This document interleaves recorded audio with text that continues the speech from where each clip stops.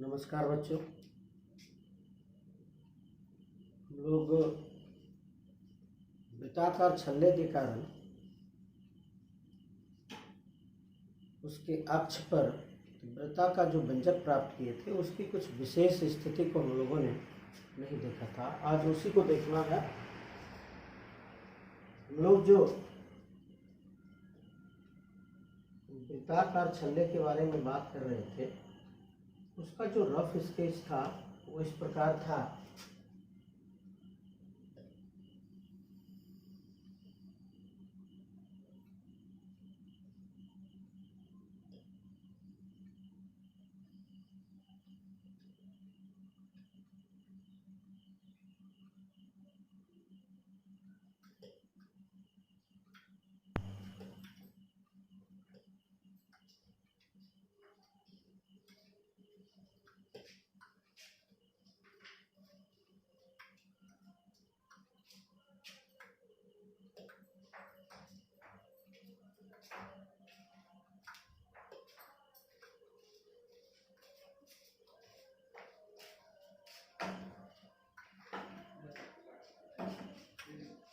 इसका दूसरा भाग था कि इसके अंदर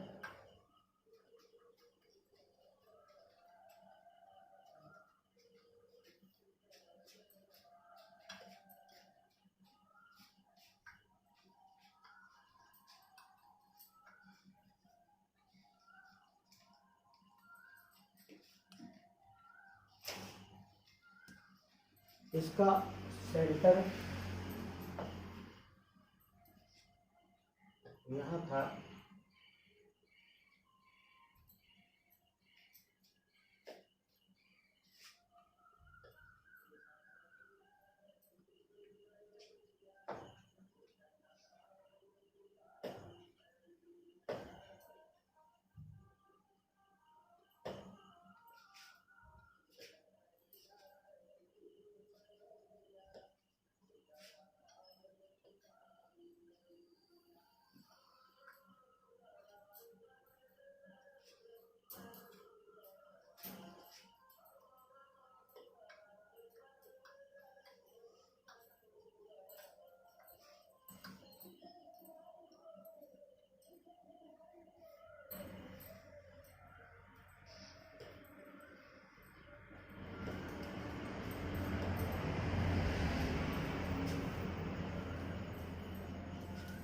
यह जो छल्ला था यह खंडों से बना हुआ था और ये खंड पर अल्प आवेश डीपीयू था। इसको कुल आवेश क्यू दिया गया था।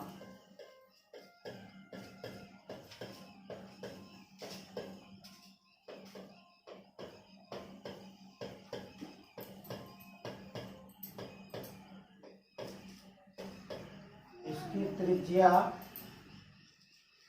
आर थी।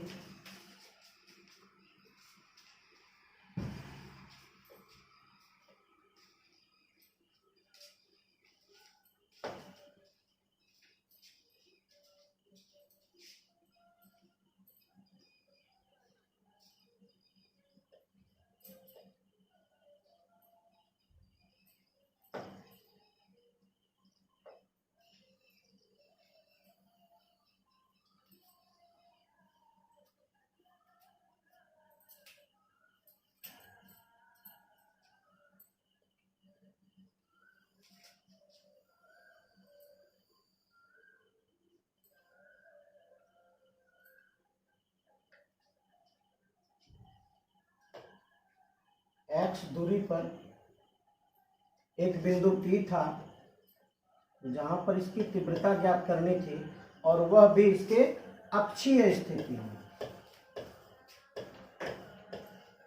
इसके अक्षीय स्थिति में तो यहाँ पर ये लंबवत दिशा था, यहाँ पर ये लंबवत दिशा था। DE लंबवत equal to DE sine theta और थीटा किस कारण आया था, तो यहाँ पर कौन थीटा बन रहा था, यहाँ पर कौन थीटा बन रहा था। अगर ये दोनों थीटा कौन है तो इसका सम्मुख कौन ये थीटा है और इसका सम्मुख कौन ये थीटा है।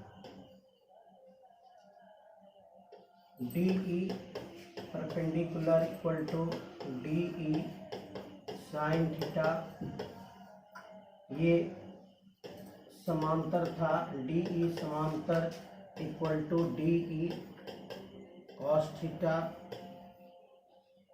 ये डी ई था और ये डी ई।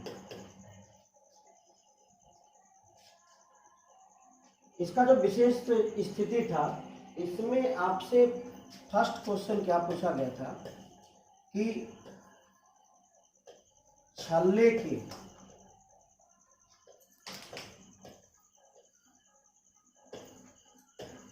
केंद्र पर ई का मान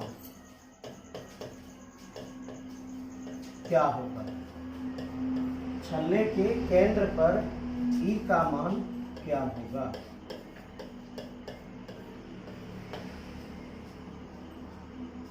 तो हम लोग इसका व्यंजक प्राप्त किए थे। हम लोगों ने क्या प्राप्त किया था, इसका व्यंजक 1/4 पाई एप्सिलॉन नॉट या सीधा के q x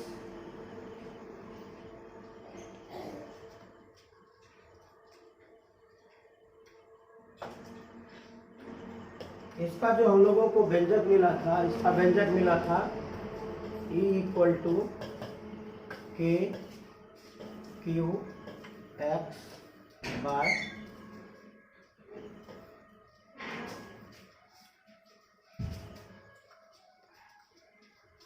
x square plus r square का पावर 3/2। हम लोगों को इसका यही व्यंजक मिला था और ये इस व्यंजक में हम लोगों को यह प्राप्त हुआ था कि यदि, चलिए इसको आगे बताते हैं, पहले इसको देख लें। छल्ले के केंद्र पर ई का व्यंजक क्या होगा। यदि हम इसको ज्ञात करना चाहते हैं छल्ले के केंद्र पर, तो हमें क्या होना होगा, ये जो x दूरी दिख रही है केंद्र O से, ये x दूरी तो नहीं होगी, हमें यहाँ से बैक होकर यहाँ पहुंचना होगा। अगर हमें यहाँ बैक होकर पहुंचना होगा तो इस स्थिति में x का वैल्यू कितना हो जाएगा, x का वैल्यू 0 हो जाएगा।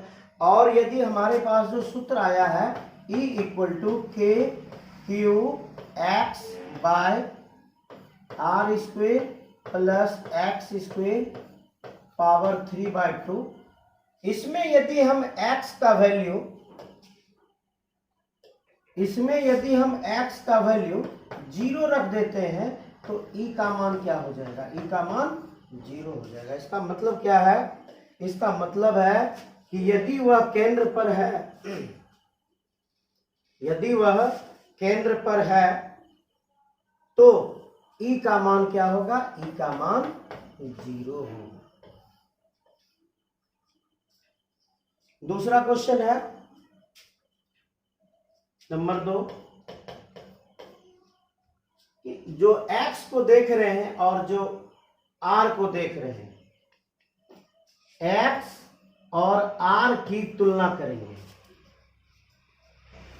इस तुलना में हमने क्या पाया कि x का मान बहुत अधिक है r की तुलना में, x का मान बहुत अधिक है r की तुलना में। तो इस स्थिति में जो r है, r का मान नगण्य हो जाएगा। अगर r का मान नगण्य हो जाता है तो आपका जो E का सूत्र है वो क्या बच रहा है, E equal to k q x by x square whole power 3/2। आपका जो 2 है वो आपका कैंसिल हो रहा है, ये 2 और ये 2 कैंसिल हो गया, क्या बचा,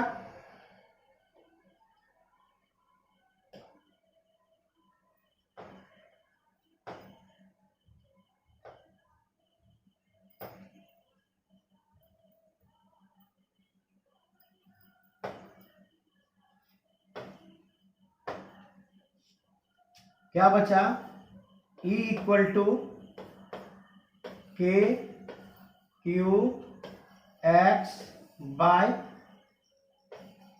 एक्स स्क्वेयर इंटू एक्स। कहां से आया, तो x पर पावर कितना है, 3 है, x square into x power 1 है, तो 2 1 3, हमारा वैल्यू पूरा हो गया। ये x और ये x कैंसिल हो गया। आपका फाइनली E का सूत्र क्या बचा, के क्यू बाय एक्स स्क्वेयर। और आपने जो बिंदु आवेश के लिए सूत्र पढ़ा था, बिंदु आवेश की तीव्रता जो हमने प्राप्त किया था, वो भी तो यही सूत्र था।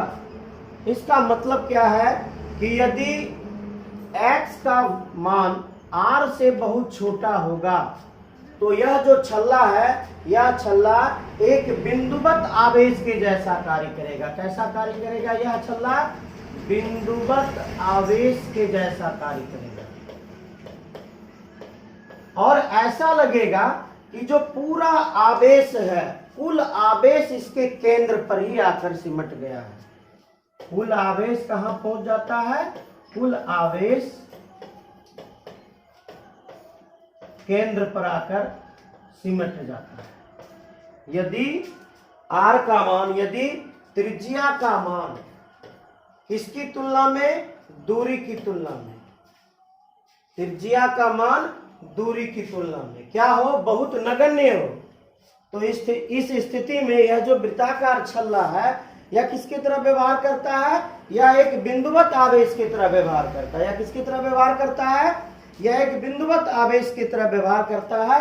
और ऐसा लगता है कि कुल आवेश कहां आकर सिमट गया हो, कुल आवेश आकर केंद्र पर सिमट गया। ये दूसरी आपकी इसकी विशेष स्थिति। इसकी तीसरी विशेष स्थिति क्या है, यदि हमें इसका अधिकतम मान प्राप्त करना है, यदि हमें इसका अधिकतम मान प्राप्त करना है, E का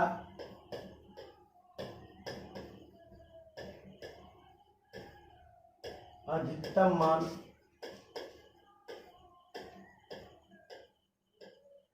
प्राप्त करना है,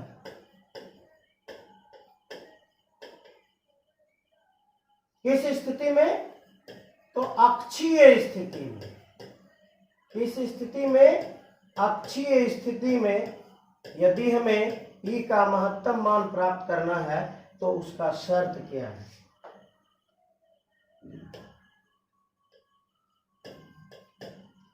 तो इसका शर्त क्या है, इसका शर्त है कि DE बाय DX का मान 0 होगा।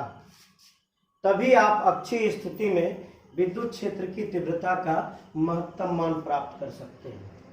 और यदि यह आपको मिल जाता है तो इसका अर्थ है कि आप जो वो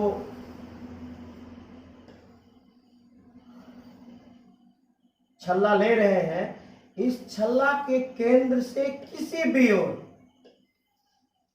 इस छल्ला से केंद्र के किसी भी ओर, दोनों ओर आपको एक दूरी मिलेगी। ये आपका केंद्र O हो गया, ये दूरी है r बाय √2, दोनों तरफ r बाय √2। यही इसका दूरी है जिस दूरी पर E का मान मैक्सिमम होगा। इधर भी E का मान मैक्सिमम होगा। तो छल्ला के दोनों ओर ऐसी स्थिति उत्पन्न होती है जब E का अधिकतम मान प्राप्त करना होता है। और जब हम DE by DX equal to 0 वाली शर्त का पालन करते हैं तो छल्ला के केंद्र से r√2 या तो किस साइड, दोनों साइड, प्लस में भी और माइनस में भी, दोनों साइड दूरी का मान आ जाता है r बाय √2। यह महत्तम मान के कारण इसी दूरी पर विद्युत क्षेत्र की तीव्रता का महत्तम मान प्राप्त होता है। आइए तो देखते हैं विद्युत द्विध्रुव किसे कहते हैं, इलेक्ट्रिक डाइपोल। ये अपने अर्थ को खुद स्पष्ट कर रहा है। क्या? एक कह रहा है द्वि और दूसरा कह रहा है ध्रुव। ध्रुव कितने हैं? 2 हैं। तो 2 ध्रुव के लिए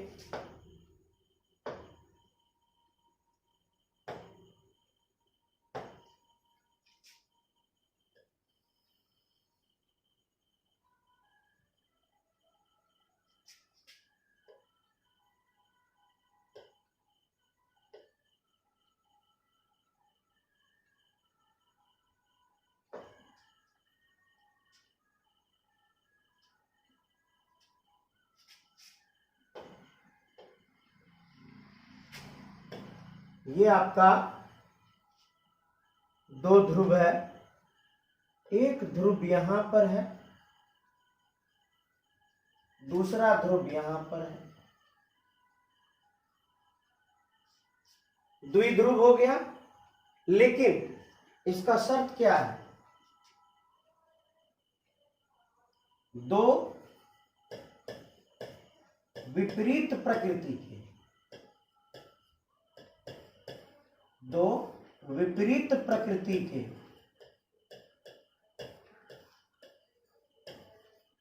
उसकी प्रकृति कैसी होनी चाहिए? आवेश की प्रकृति, दोनों की प्रकृति विपरीत होनी चाहिए। 2 विपरीत प्रकृति के आवेश यदि एक दूसरे से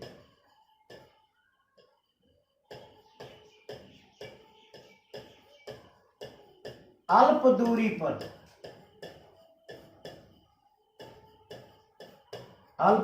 पर स्थित हो तो इसे वैद्युत द्विध्रुव कहते हैं। तो इसे वैद्युत द्विध्रुव कहते हैं। तो क्या कहा ये? इसका कहना है कि भाई आवेश तो होना चाहिए। लीजिए ये आवेश दे देते हैं, इसके पास Q आवेश है, इसके पास भी Q आवेश है। यदि एक दूसरे से अल्प दूरी पर स्थित हो तो ये हमारा दूरी मिल गया। इस Q से Q की दूरी मान लेते हैं। इसकी दूरी ऐसे A मानने की परिपाटी है तो A मान लेते हैं। लेकिन उसकी प्रकृति कैसी होनी चाहिए? तो उसकी प्रकृति विपरीत होनी चाहिए। दोनों एक दूसरे से अलग प्रकृति की होनी चाहिए। अगर ये -Q है तो ये +Q होगा। अगर दोनों की प्रकृति अलग होगी तभी वह द्विध्रुव कहलाएगा, अन्यथा वह द्विध्रुव नहीं कहलाएगा। तो द्विध्रुव लेने के लिए हमें एक आवेश को -Q लेना होगा, एक आवेश को +Q लेना होगा। दोनों एक दूसरे के विपरीत प्रकृति की होगी और वह एक दूसरे से अल्प दूरी पर स्थित होगी। तो इसे हम क्या कहेंगे? वैद्युत द्विध्रुव कहेंगे। ऐसे इसकी A होता है 2L के बराबर। तो ये 2L है क्या? इसका जो मध्य बिंदु है उस मध्य बिंदु को आप चुन लीजिए। मध्य बिंदु को यदि हम O मान लें तो O से इस आवेश की दूरी L होगी और O से इस आवेश की दूरी L होगी। तो L + L = 2L। इसकी कुल दूरी को A कहते हैं। A क्या हो जाएगा? 2L हो जाएगा। इसी को हम क्या कहते हैं? विद्युत द्विध्रुव कहते हैं। तो विद्युत द्विध्रुव किसे कहते हैं? 2 विपरीत प्रकृति के आवेश यदि एक दूसरे से बहुत ही अल्प दूरी पर, बहुत ही छोटी दूरी पर स्थित हो तो ऐसे ध्रुव को, ऐसे वैद्युत, इसे ही हम क्या कहते हैं? वैद्युत द्विध्रुव कहते हैं। इसे ही इलेक्ट्रिक डाइपोल कहते हैं। इसी के साथ ही क्वेश्चन आ जाता है, वैद्युत द्विध्रुव आघूर्ण किसे कहते हैं?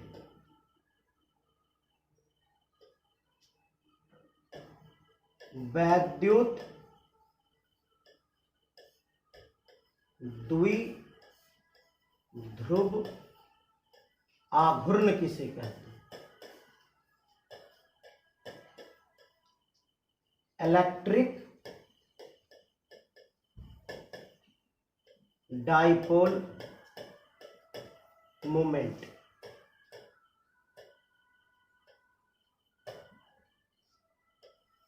आइए मान लिया जाए कि ये जो क्यू आवेश, ये जो माइनस क्यू आवेश है, इसका वैल्यू 5 कूलम है और इसका वैल्यू 5 कूलम है। अगर हम दोनों की प्रकृति को पकड़ते हैं तो ये क्या कहता है, ये ये -5 कूलम होगा और ये +5 कूलम होगा। कब? जब इसकी हम प्रकृति को देखेंगे तब, जब इसकी प्रकृति को देखेंगे तब। लेकिन कहेगा कि आवेश का परिमाण कितना है, तो -q आवेश का परिमाण कितना कहेंगे? 5 कूलम कहेंगे। या +q आवेश का परिमाण कितना कहेंगे? 5 कूलम कहेंगे। +5 कूलम नहीं कहेंगे, हमको चिन्ह से कोई मतलब नहीं होगा यदि हम परिमाण की प्राप्ति करना चाहते हैं। तो वैद्युत द्विध्रुव आघूर्ण का परिभाषा है कि द्विध्रुव के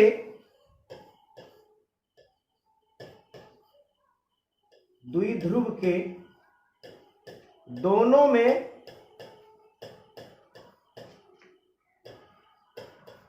किसी एक आवेश का परिमाण और उनके बीच की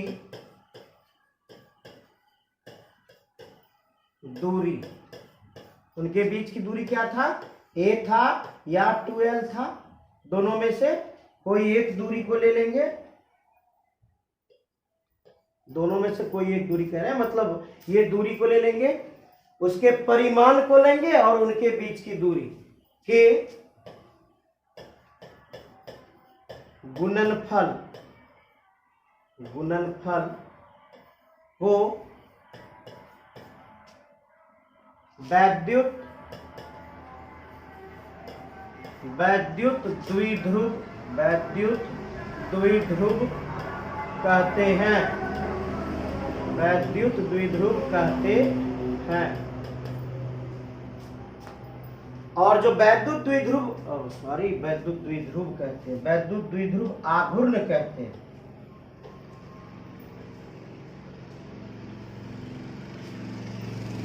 वैद्युत द्विध्रुव आघूर्ण कहते हैं।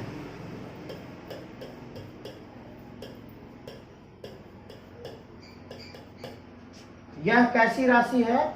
यह एक सदिश राशि है। यह कैसी राशि है? यह एक सदिश राशि है। इसे P से सूचित करते हैं।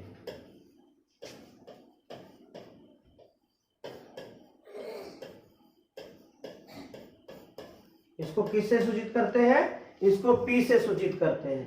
तो इसका अगर सूत्र निकालें तो P = अब क्या कह रहा है?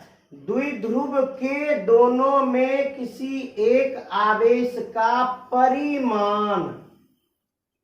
ठीक है, आपको प्रकृति नहीं लेनी है, माइनस है या प्लस है, प्रकृति नहीं लेनी है। दोनों में कोई एक आवेश 5 कूलम ये भी है, 5 कूलम ये भी है, तो उसके परिमाण को लेना, उसके मान को लेना। Q × 2L, Q × 2L। अब क्या बोला? यह कैसी राशि है? यह एक सदिश राशि है। यदि हमें इसको सदिश से सूचित करना होगा तो P के सिर पर तीर डालेंगे, सदिश P equal to Q into 2L। तो हम इधर देख रहे हैं ये जो लंबाई है, में भी लंबाई, ऐसा थोड़ी है कि लंबाई बिल्कुल सदिश राशि होगा, बिल्कुल एक सीध में होगा, ऐसा तो है नहीं। और आवेश भी अदिश राशि है। तो इसको सदिश बनाने के लिए हम लोग क्या करते हैं, इसके साथ एकांक सदिश डाल देते हैं। इसके साथ कैसा सदिश डाल देते हैं, एकांक सदिश डाल देते हैं। और एकांक सदिश का काम है दिशा बतलाना। अगर एकांक सदिश हमने डाल दिया तो Q इंटू 2L एक सदिश राशि बन गया। तो इसका सूत्र क्या आपको मिल गया, इसका सूत्र मिल गया कि सदिश P equal to Q into 2L एकांक सदिश। ये वैद्युत द्विध्रुव आघूर्ण का आपको सूत्र मिला। अगर कहेगा इसका आप मात्रक ज्ञात करें, तो मात्रक आप यहां से निकाल सकते हैं। इसको देखिए, अगर कहेगा वैद्युत द्विध्रुव आघूर्ण का मात्रक ज्ञात करें, तो Q इंटू 2L। Q का मात्रक क्या होता है, Q का मात्रक कूलाम होता है। L लंबाई, लंबाई का मात्रक क्या होता है, मीटर होता है। तो इसका SI मात्रक क्या हो गया, कूलाम मीटर। इसका SI मात्रक, इसको CM नहीं पढ़ लीजिएगा, इसका मात्रक है कूलाम, कूलाम मीटर। इसका SI मात्रक क्या निकला आपको, कूलाम मीटर। यदि आपको कह देता कि इसका विमीय सूत्र को लिखिए, विमीय सूत्र को लिखे, तो विमीय सूत्र को लिखेंगे तो कैसे लिखेंगे भाई, Q का जो विमा होता है वो क्या होता है, AT। और L का विमा क्या होता है, लंबाई का विमा क्या होता है, L। इसे हम क्या करेंगे, बड़ी ब्रैकेट में बंद कर देंगे। अगर कहेगा इसके विमा को लिखें, अगर कहेगा इसके विमा को लिखें, तो विमा का परिभाषा होता है मूल राशि पर लगाए गए घात को विमा कहते हैं। मूल राशि पर लगाए गए घात को विमा कहते हैं। तो मूल राशि हमारा कौन है, A है, T है, L है। इस पर घात कितना है, तो इस पर घात 1 है, इस पर घात 1 है, इस पर घात 1 है। तो हम क्या लिखेंगे, 1, 1, 1, या आप डिटेल में भी लिख सकते हैं। A क्या है, विद्युत धारा, विद्युत धारा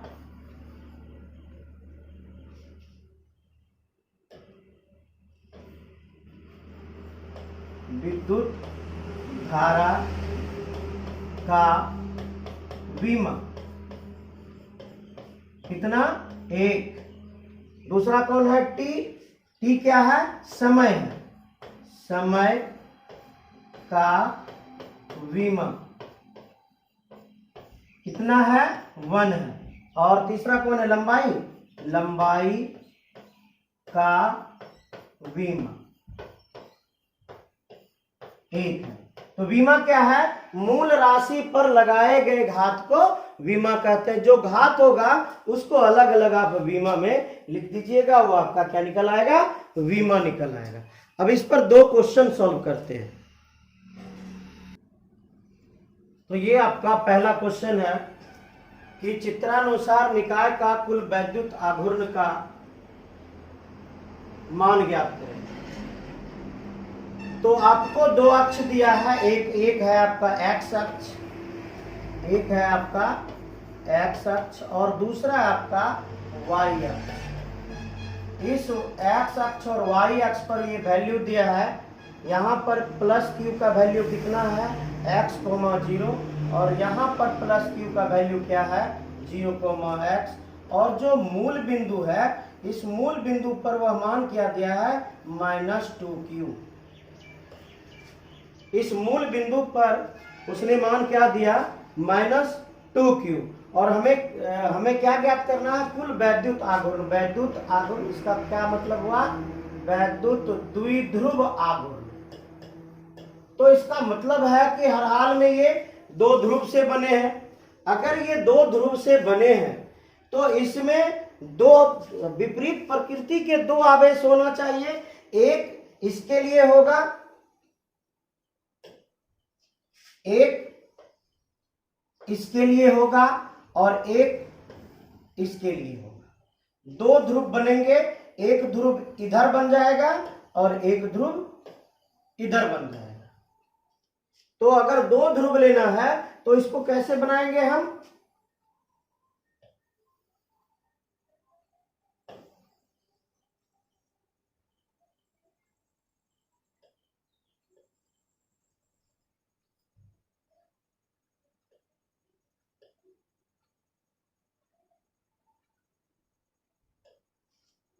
अगर हम यहां लिखें -q और यहां पर है +q, फिर ये आप किसके लिए बनाए? ये इस बिंदु से नीचे के लिए बनाए। अगर आप इस बिंदु से ऊपर के लिए बनाए और यहां पर -q ले लें तो क्या ये दोनों मिलकर -2q पूरा होता है? अगर ये -2q पूरा होता है तो इसका मतलब है ये +q हो गया। इसका मतलब है कि एक ध्रुव आपका ये है, द्विध्रुव एक ये है और दूसरा द्विध्रुव ये है। तो P का जो सूत्र होता है Q × A होता है। इसका जो P का सूत्र हो जाएगा, P = क्या हो जाएगा? QA हो जाएगा। ये इसकी दिशा है और ये इसकी दिशा है। द्विध्रुव का सूत्र क्या होता है? आवेश गुना दोनों ध्रुवों के बीच की अल्प दूरी। आवेश गुना दोनों ध्रुवों के बीच की अल्प दूरी। अब यदि कहता है कि नेट आवेश निकालना है, कुल आवेश निकालना है, तो तीर इधर है, तीर इधर है, तो कुल आवेश को कहां पे निकालना होगा? तो कुल आवेश इन दोनों के यहाँ पे कितने डिग्री का कोण बन रहा है? यहाँ पे आपका 90 डिग्री का कोण बन रहा है। तो जो नेट आवेश कह रहे हैं, नेट विद्युत द्विध्रुव आघूर्ण जो निकालना होगा वो इसके मध्य में निकल जाएगा। अगर इसके मध्य में निकलता है तो इधर हो जाएगा आपका 45 डिग्री का कोण और इधर आपका हो जाएगा 45 डिग्री का कोण। मध्य निकालना है तो एक यह क्या बन गया? कर्ण बन गया। और कर्ण का सूत्र क्या होता है? P = आप जो वेक्टर में पढ़े होंगे, R = (√a² + b² + 2ab cos θ। इसी के आधार पे इधर भी P है, इधर भी P है। इसी के आधार पे हम क्या लिख सकते हैं? P² + p² + 2p cos θ। ये सदिश और अदिश का परिणामी सदिश का व्यंजक प्राप्त करने के लिए यह सूत्र हमें लेना पड़ता है। अगर हम इसका परिणामी सदिश ज्ञात करते हैं तो थीटा का वैल्यू कितना है? थीटा का वैल्यू है 90 डिग्री। थीटा का वैल्यू कितना है? 90 डिग्री। अगर थीटा का कॉस 90 डिग्री का मान रखते हैं तो कॉस 90 डिग्री का मान कितना होता है? 0। अगर कॉस 90 का मान 0 होता है तो इस पद का मान कितना हो जाएगा? इस पद का मान कितना हो जाएगा? इस पद का मान क्या हो जाएगा? 0 हो जाएगा। अगर इस पद का मान 0 हो गया तो P net =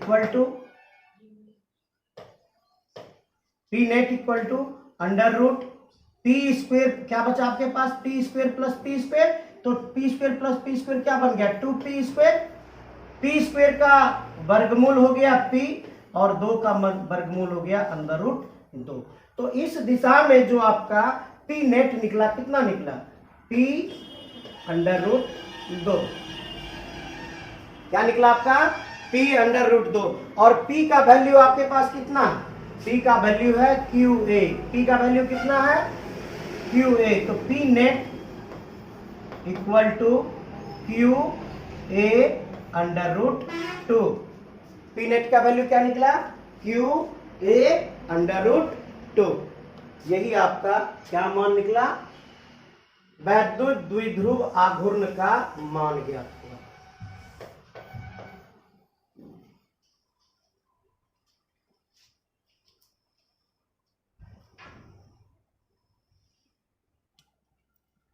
अगर आपको कहे कि भाई वैद्युत द्विध्रुव आघूर्ण, वैद्युत द्विध्रुव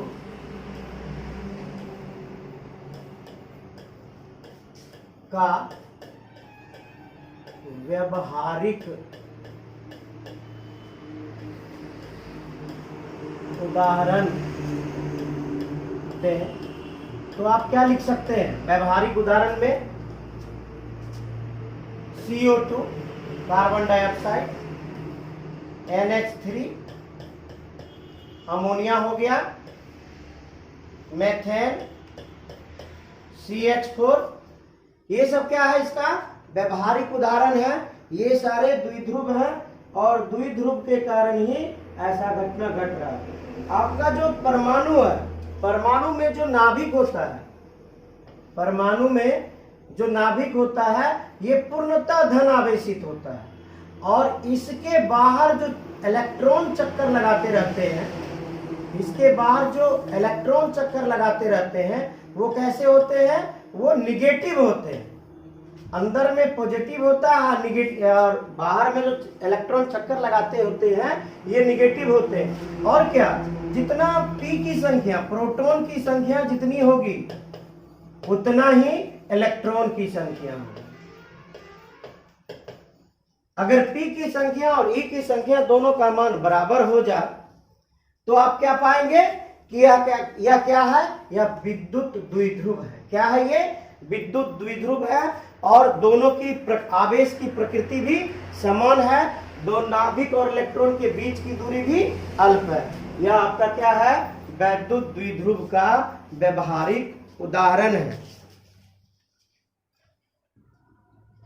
विद्युत द्विध्रुव की अस्थायी साम्यावस्था क्या है? तो कहते हैं कि यदि द्विध्रुव को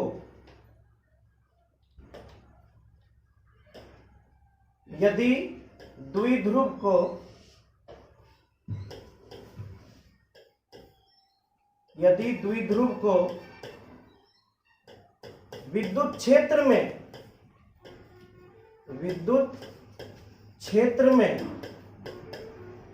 इस प्रकार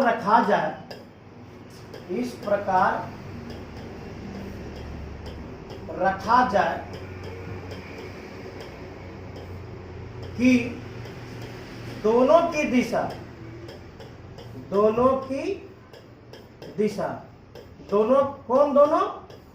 तो सदिश P की दिशा और सदिश E की दिशा, विद्युत द्विध्रुव आघूर्ण की दिशा और विद्युत क्षेत्र की तीव्रता की दिशा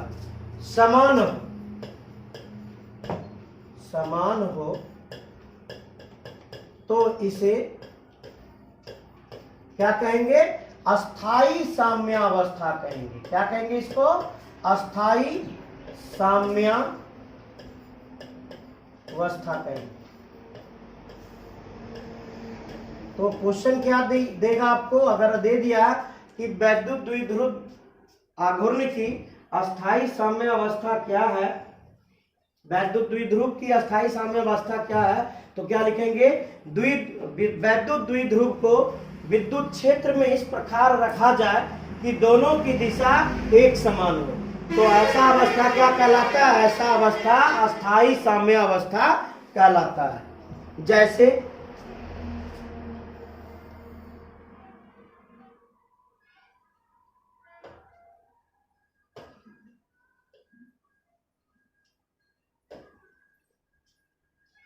ये आपका क्या है? ये आपका यहां पर आपका है +Q आवेश, और यहां पर है आपका -Q आवेश। तो इसमें जो है आपका जो सदिश E होगा वो भी एक ही तरह से होगा। किस ओर से किस ओर? माइनस से प्लस की ओर।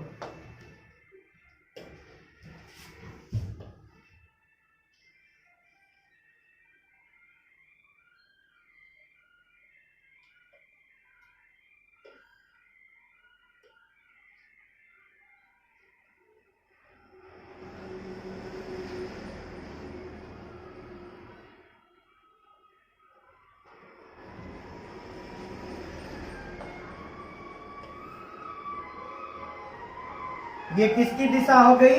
ये E की दिशा हो गई। ये किसकी दिशा हो गई, ई की दिशा हो गई, और ये किसकी दिशा हो गई, पी की दिशा हो गई। इस स्थिति में इस ओर से इस ओर विकर्षण होगा, और अगर विकर्षण होगा तो क्या चाहेगा, इसको हम दूर भगा दें, और इसकी जो दिशा होगी इस ओर की जो दिशा होगी यह अंदर की ओर होगी। इसको कहते हैं बाहर की ओर और इसको कहते हैं अंदर की ओर। तो दोनों की दिशा एक दूसरे के विपरीत होगी। विपरीत होने के बाद क्या करेगा, ये एक दूसरे को कैंसिल आउट कर देगा। अगर कैंसिल आउट कर देता है तो यह किस स्थिति में आ जाएगा, यह साम्य अवस्था की स्थिति में आ जाएगा। यह किस स्थिति में पहुंच जाता है, साम्य अवस्था की स्थिति में पहुंच जाता है। इसका सूत्र क्या है, F बराबर QE। अगर F बराबर QE है, ये प्लस के लिए प्लस QE हो जाएगा, और माइनस के लिए इसके लिए हो जाएगा माइनस QE। तब क्या करेगा, दोनों एक दूसरे को कैंसिल आउट कर देगा। कैंसिल आउट करने के बाद यह किस स्थिति में पहुंच जाएगा, ये अस्थाई साम्य अवस्था की स्थिति में पहुंच जाएगा। ये अगला न्यूमेरिकल्स है। किसी निकाय में दो आवेश Q equal to 2.5 into 10⁻⁻7c तथा QB equal to 2.5 into 10⁻⁻7c क्रमशः दो बिंदु A और B पर स्थित है। निकाय का कुल आवेश तथा वैद्युत द्विध्रुव आघूर्ण ज्ञात करें। अगर ये वैद्युत द्विध्रुव है तो यह दो बिंदु पर स्थित है जिनके बीच की दूरी अल्प है, और एक प्लस Q आवेश है और दूसरा माइनस Q आवेश है। अगर कह रहा है आपको कुल आवेश ज्ञात करने के लिए, तो कुल आवेश Q बराबर हो जाएगा QA प्लस QB। QA को अगर प्लस लेते हैं, अगर इसको आप प्लस लेते हैं तो हर हाल में इसको माइनस लेना होगा अगर ये द्विध्रुव है तो QA का वैल्यू हो गया 2.5 गुने 10⁻⁻7 और जोड़ B का वैल्यू हो गया माइनस में -2.5 गुने 10⁻⁻7 कूलम। अगर दोनों को जोड़ते हैं तो कुल आवेश कितना हो गया, 0 कूलम। कुल आवेश कितना हो गया, 0 कूलम। कब, यदि यह वैद्युत द्विध्रुव है तो।